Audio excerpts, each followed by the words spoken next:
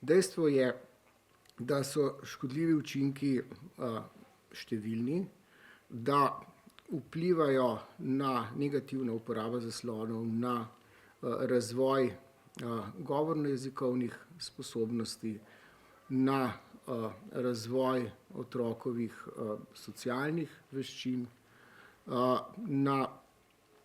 seveda vplivajo na večjo pojavnost motnje pozornosti z hiperaktivnostjo.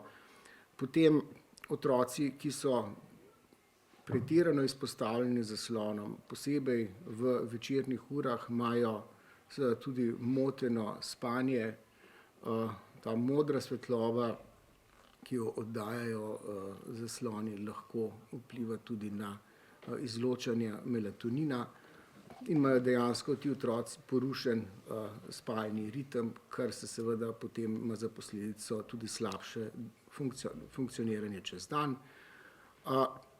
Zaradi gledanja na blizu so prizadete oči v smislu kratkovidnosti.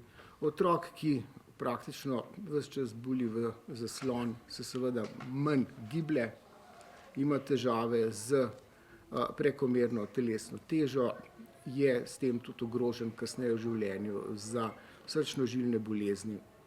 Večja je verjetnost uživanja nezdrave prehrane in se tudi pomanjkanje gibanja. Seveda to, kar pa mogoče tudi v največji meri opažamo, je pa vpliv na duševno zdravje, nenazadnje tudi samomorilno vedenje, in pa seveda povečana izpostavljenost tem zaslonom lahko privede, res taka pretirana, v neke oblike digitalne odvisnosti.